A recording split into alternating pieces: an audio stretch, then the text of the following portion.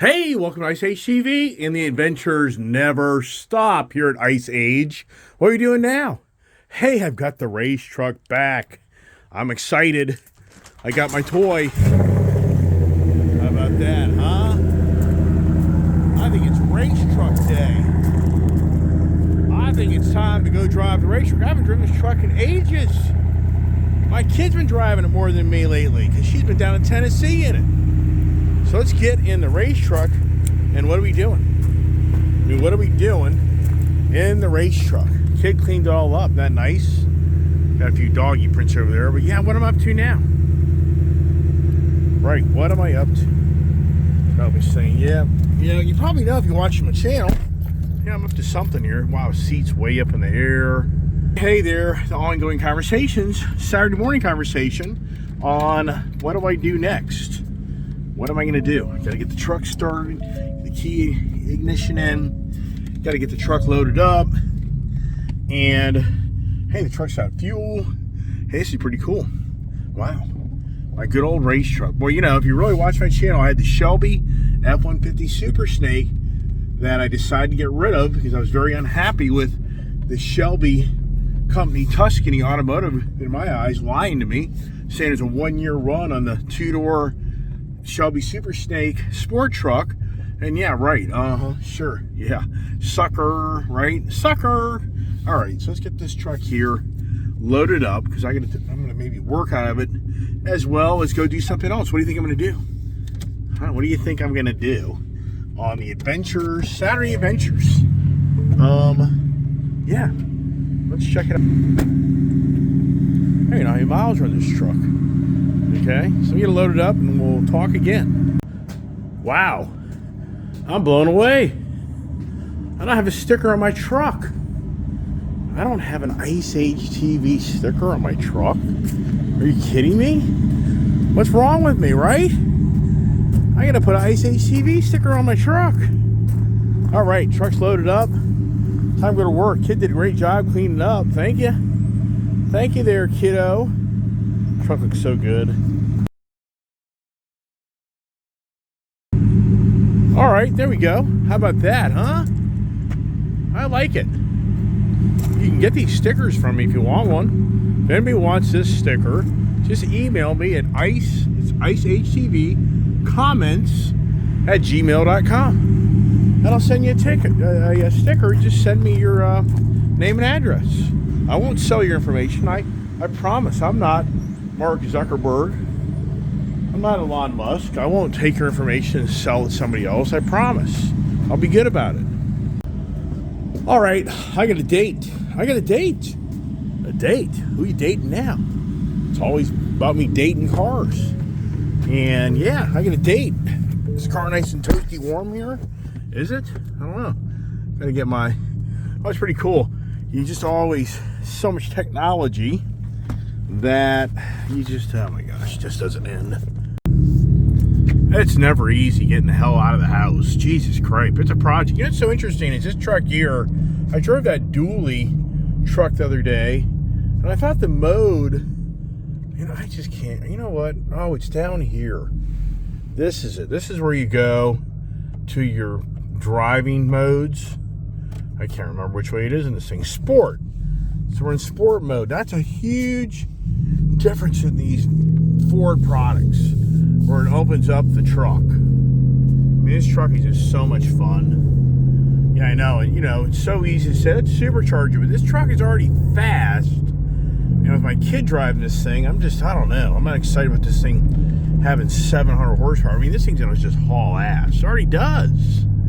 Don't want to spend, it's going to be a $12,000 project. So, All right, so what the hell's going on now, right? On the ongoing car adventures on Ice Age TV. What the hell's going on besides me enjoying my really cool truck? Look at this thing, got 6,100 miles on it.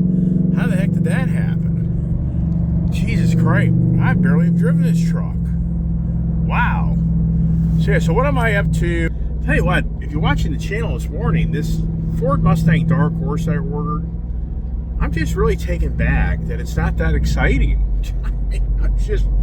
I'm so like, I don't know, that Ford, it's incredible how a Ford Mustang GT that a guy ordered, Vapor Blue, in some aspects is more exciting than the Ford Dark Horse that I ordered, because it has the rev matching. I'm so disappointed that Ford took away the rev matching application on the automatic transmission.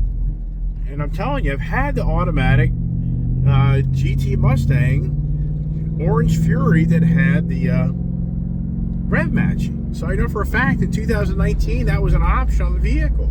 Let me tell you what, I mean, it's cold. I've done those days. I mean, outside it's 43 degrees out. Yeah, I've done all that ride, and it's So anyways, I don't know, feelings, a lot of money. It's a lot of money. The Ford Dark Horse, to me, kind of gets crazy.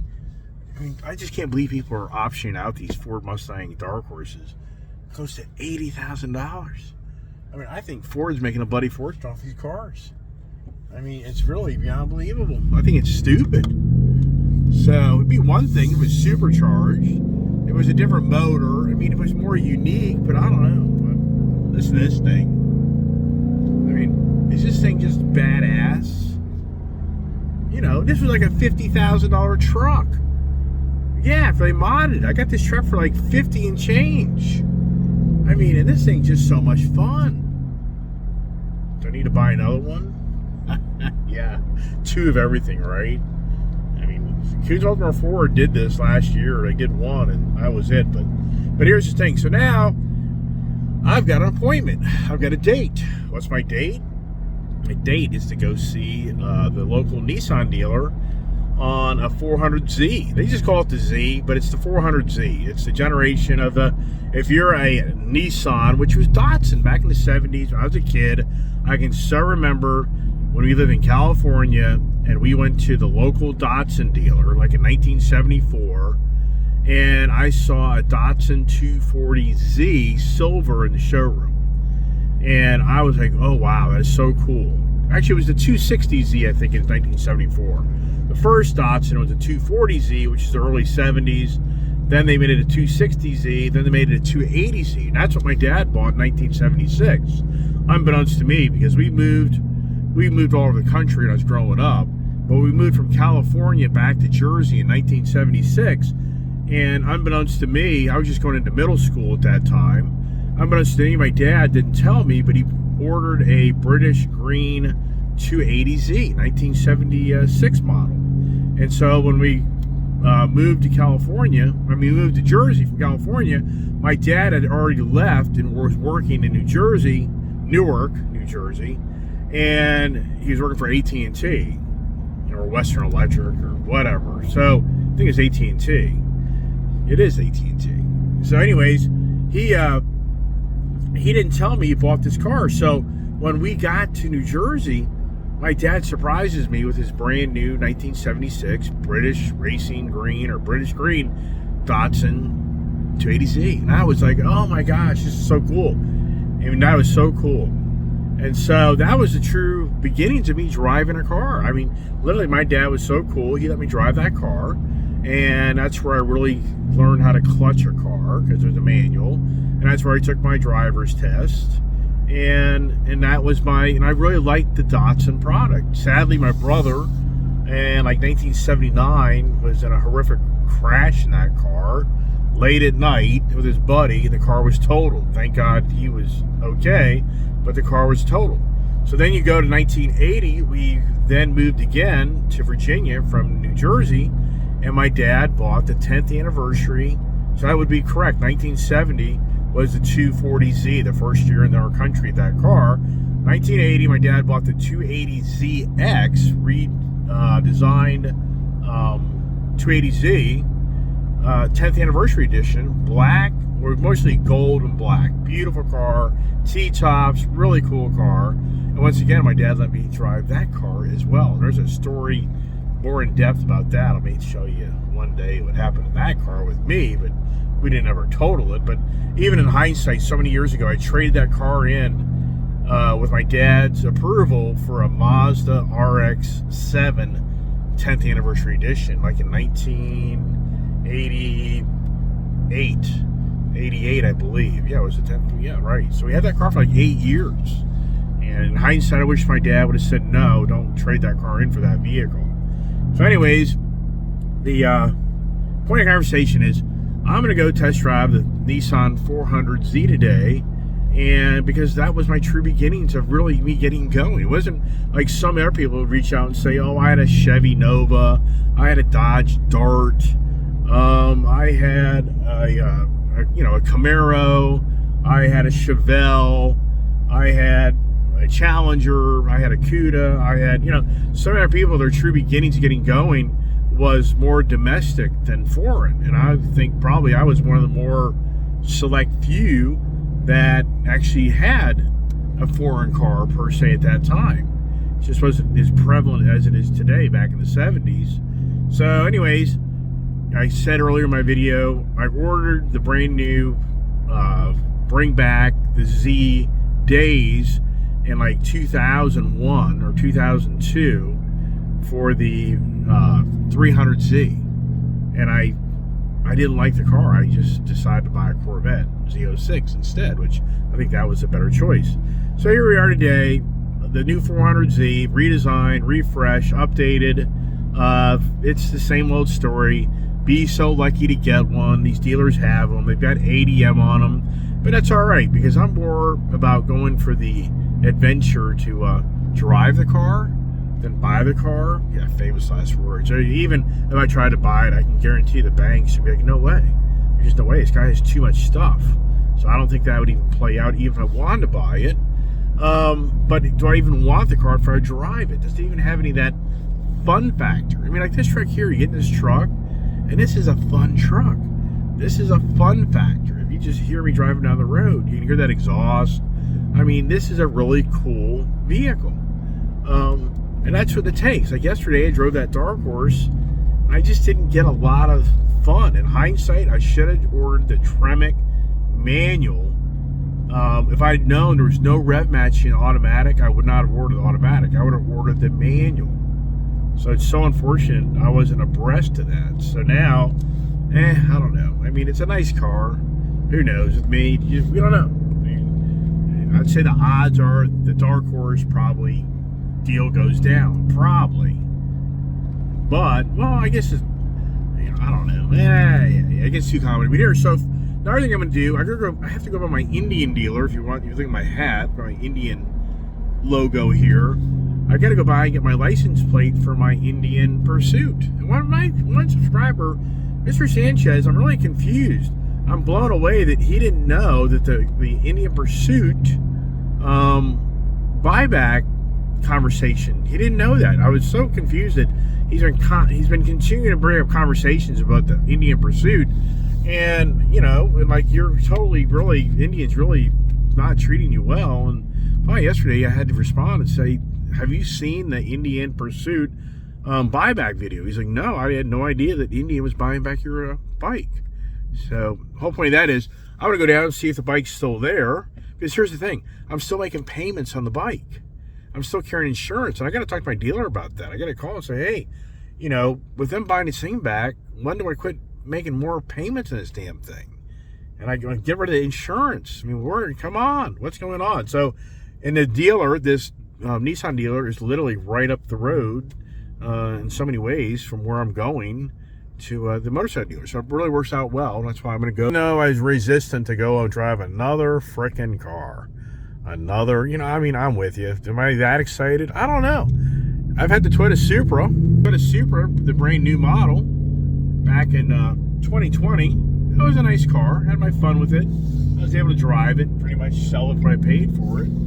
So to bring back, for my father, this car definitely has that 1976 side view look, more like the 70s Datsun 240, 260, 280Z. So my father, I think you get a really big kick. I only wish my father was up here, because we went and drove this thing. I think it'd bring back memories for my father. It would have been really cool if this car was a British racing green. For my dad, I think he'd be like, it'd bring back memories. I mean, just wow, right? All right, so stay tuned. Get up the road, and can I talk a lot? I can. For the Nissan Z Adventure, I've already made my appointment. They know I'm coming. So they do know I'm coming. I've already talked to them and I'm on my way. We've got 11:30 appointment. So let's just see how that all plays out in the race truck. What do we have coming up here on our left? Oh, Mazda RX-8. How about that, huh? And something I grew up around the rice burners. I mean, I've had them. I've owned the rice burners. But yet I'm such the motorhead domestic guy now, right? This truck, this thing is just so fun. I mean, you go through these tunnels. I call them the tunnels. Let's just see if it looks awesome in here.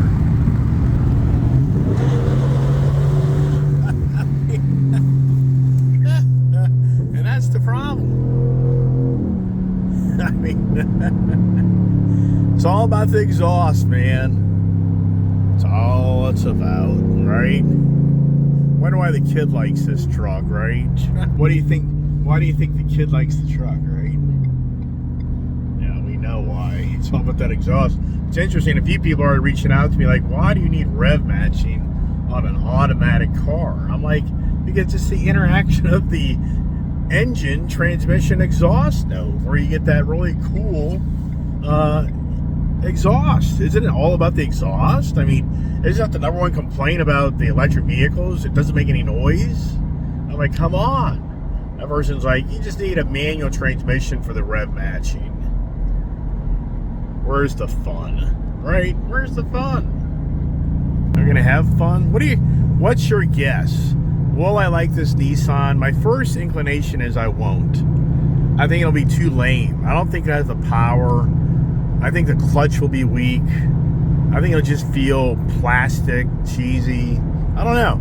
The car reviews have not given it a great review. I mean, the car guys out there that run these new Nissan cars, they don't really think it really is that great a vehicle. And it's interesting how these Nissan dealers have like $5,000, $10,000, $20,000 markup on these cars. You know, who's going to pay that for that? I mean, ridiculous. One thing's for sure, if I ain't riding around, and where I really came from today is this. This is a two-door truck. I mean, this is a two-door truck. I mean, that's my true beginnings of me getting going in life, is me driving a two-door Chevy truck and me driving a Datsun 280Z. So wouldn't that be something for today? And I'm driving a two-door truck like I was back like in 1979, 1980 when I first got my license. And I'm driving home a Datsun Z, or I should say a Nissan Z. Wish I would have kept the Datsun name. I always felt like the Nissan name wasn't as cool. Wonder why they changed the name from Datsun to Nissan. But wouldn't that be so cool? Yeah, it would be pretty cool. When you listen to this truck, you know, without the exhaust note, I mean, this truck's just very tame. This truck has really good handling too, because it's been lowered, got a suspension on it, big tires, big wheels. A little choppy though. A little choppy. I'm glad my daughter didn't take the truck to the horse today. She was there taking this to the horse, but this thing goes up a long, long gravel driveway, dusty, dirty. I'm like, after all your hard work, this truck's gonna be all trashed. That's one thing for sure, man. I am so glad I don't live on a dirt road. No way. Just no way that I'm living on a dirt road. Because your car's gonna be trashed all the time. I mean, I've looked to move years ago, and the wife and I would butt heads because the house we'd find would be down a dirt road. And I'm like, nope, I'm not going to live down a dirt road. Cars will always be trashed. And getting out with a nice Harley Davidson motorcycle on a gravel, rutted up, imperfected road, what are you going to do? Trailer your bike up the road in a trailer to go ride all the time? No way. No thanks. Getting closer to the dealership. Told me they'll be there 11:30 or a little earlier. They said no biggie.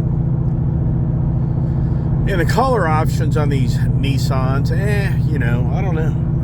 You know, it'd be interesting to see this vehicle in person, because as we know, pictures don't always tell you the way it is. And the thing is, the pictures, you can actually be more excited in person, or the pictures gave it too much and you're actually less excited in person. Who hasn't experienced that? So, and I don't know when last time I was in a Nissan dealership. It's been ages.